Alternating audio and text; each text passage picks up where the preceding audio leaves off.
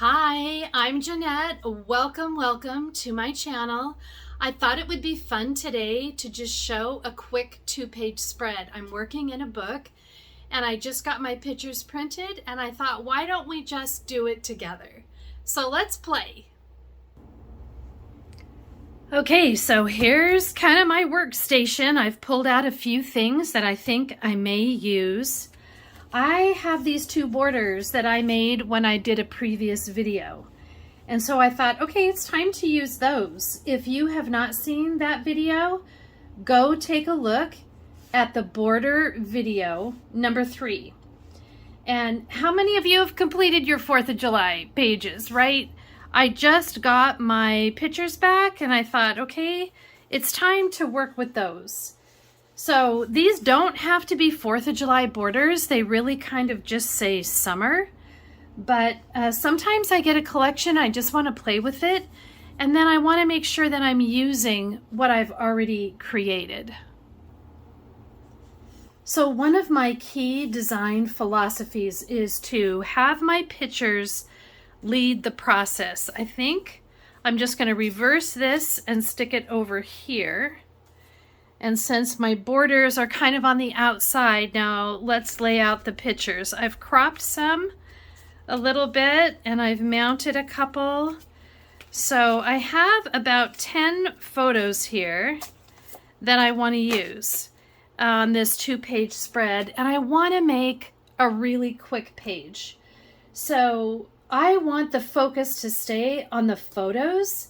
When people look through the album, I want them to notice that first. I love tools and embellishments, but I want to use them as an accent, as a little piece. And that's the trick, right? Keep the main thing the main thing. And for me, that's the pictures and the story. So that's just what works for me. You need to find your own style. I like a cleaner, more classic style. And I like to put a lot of pictures on my pages. So there's not a right or a wrong way to scrapbook. It's just what works for you. And I have found what works for me. It also makes my album a better value as I can put more pictures on each page. So that's what I like. So do you know what your own style is? Kind of study the pages that you love and think about, what do you love about them? Find your own style and be good with it so you can progress in your own albums. So my husband and I both have birthdays in July and we were traveling and we got this yummy cake. So I want to make that a big part of it. Trying to get my food stuff together. Probably this here. The different elements of the trip would be different. All right, trying to pull those things together. So this is kind of how I do it. I just sort of lay them out and see, okay, I'll probably use a peekaboo pocket over here. And I don't want too much pattern here or you won't even see this. This is just my little bit of cuteness and some nice solid cardstock over here. There's so many options with our awesome tools, but you just don't want to have too many patterns on one page or your eye doesn't know where to go or where to rest and it doesn't really see the pictures. So if you don't have as many pictures as you used to or you just didn't take a ton for a certain event, then try telling a bigger story. Describe how you were feeling. Go beyond the who, what, when, where, why, and think about that. There's a lot of story to this, so I'm going to need some room for journaling boxes, I think, here. So this is where I go. I went into my stash and I looked for a few things. I pulled out some of my summer embellishments here from the Sunrays for Days and from other 4th of July packs that I still have that might work. So I just grabbed these so that I can have them on hand. And the Adirondack chair I thought was cute because we have one here. the new home border maker cartridge. I thought that could be cute too. So I'm not quite sure what I'm going to end up using, but I grabbed a few options here and I pulled in some of the paper from a previous 4th of July that will work. It kind of has speckles in it of the red on the blue. And I thought, okay, that can work right there. Another thing that I did is I went through the variety map pack, and I love gingham, and this looks good together, and I can see that I have some pictures with a light background. So I really love contrast and kind of popping that out. That's probably what I'm going to do with these white background pictures. This food one, probably right here, and kind of center those. And then I took the variety map pack piece that already had a grid on it. I like these little grids or little dots because they're easier to journal with. And you can see it was a vertical piece. And I cut it. On the one side it's vertical, on the other side it's horizontal. So I thought I'll just use this and put a title on it. And then this piece, I think I'll stick over here and just kind of piece that together. And then I'll save this for another time. I ended up putting my title up here, and I put a little bit of that same blue cardstock behind it, just like I did over here on this piece.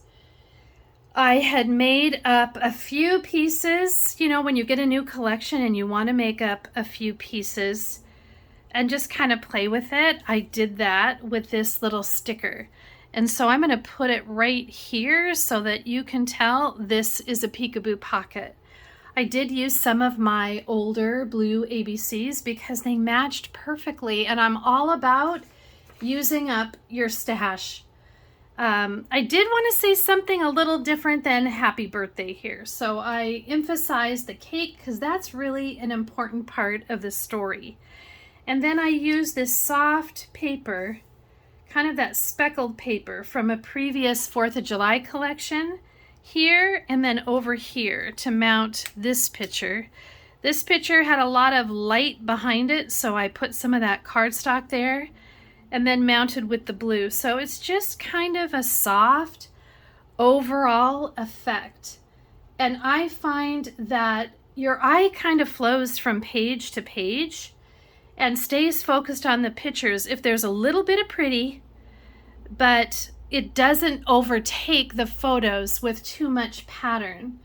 It provides consistency, which is more restful and kind of has a soothing effect on your brain. You actually like to look at it. So that's why I did what I did here and kept this gingham right here. I do like having the grid lines, and I like using the variety map pack pieces. And this is the first time I've kind of cut it up like that, and it worked out perfectly. My writing tends to kind of go upward, so I like having the grid to kind of help me keep it straight. So you can see this is a very simple 2-page spread. I have a barbecue sticker that I found that'll probably go here. And then I did find that even though I thought these were exactly the same, that this one is a little short here on the bottom. I don't know if you can see that. Just a little short. So we all know what we need to do with that, right? You just need to layer a little something. So I'll probably layer this star paper right here at the bottom and then do something with that over here as well. So it just kind of reaches across. I'm not sure what happened there, but we all know sometimes that does happen. So if you want to see the finished page, go to my Instagram at Make Sweet Memories, and you can take a peek over there and then follow me on Instagram if you're on that for more ideas. So thank you for spending some time with me today. I'm working to bring you content that's relevant and helpful for you. I am growing this YouTube channel, and each subscription makes a really big difference, as that tells YouTube that you're enjoying this content and they push it out to more people. So a big thank you to all my subscribers, and if you haven't subscribed yet, I would love it if you would do that and hit the bell to receive notifications when new videos are released. I'm working hard to get a couple new videos out each month. You can find more tips and inspiration on my website called makesweetmemories.com, and you can find me on Facebook and Instagram by the same name. My focus is to help you complete albums and enjoy the process so your people will feel the love that you want to share and your story is told. I'll be back soon, but get out there in this beautiful sunshine while it lasts and make some of your own sweet memories.